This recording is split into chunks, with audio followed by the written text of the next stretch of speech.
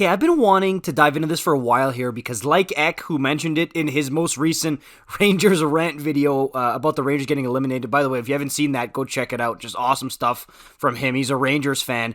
But Patrick Kane trending on Twitter.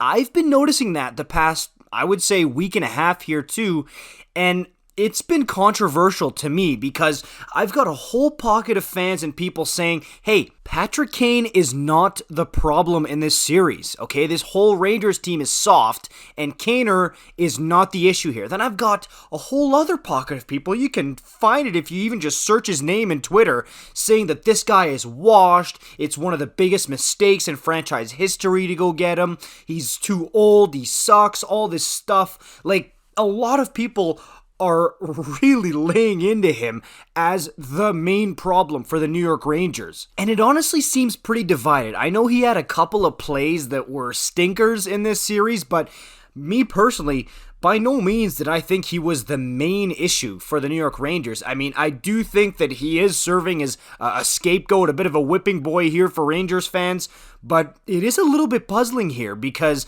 this is a guy who still, I mean, if you look at it, in 19 regular season games with the Rangers, 12 points. I mean, that's nothing to scoff at. And again, you'd think the way people are talking about him on Twitter that he had like -3 points in this playoff series here. But no, man. I mean, in the 7 games here, 6 points, almost a point a game. And I know, especially in the playoffs, points are not everything. It's about the process. You got to play the right way. But still, like I said, the way some people are talking about him, you would think he would have been in like a 20-game pointless streak the way he's going. And it's strange to me because in Game 2, when he went vintage Patrick Kane and scored that beauty backhand goal, amazing solo effort there, so many people were saying, oh, here's playoff Patrick Kane. Playoff Kaner has arrived. That's the Kaner that won those 3 cups with the Chicago Blackhawks. It's time here. He's going to take over.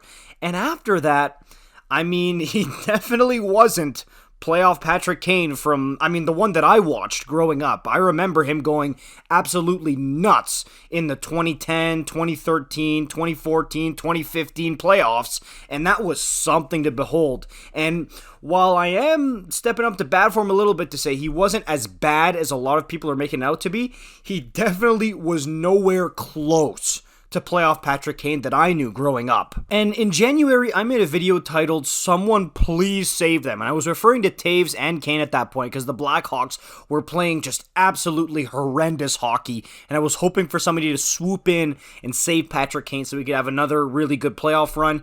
And he did. Somebody came in and souped up and saved him. But if you would have told me then that this is how Kane's season would have ended with the New York Rangers of all teams, I would have been floored and shocked. I really thought that Showtime was going to end up on Broadway and he was going to steal the show, take the spotlight. He's been here before. He's a vet. I thought he was going to do it all, be the Thanos of this whole thing. But no, and now this gets extremely interesting because Patrick Kane is officially a free agent. I mean, does he go back to the Rangers after this whole debacle and embarrassing Game 7 loss and effort? I mean, the Rangers were awful in that game.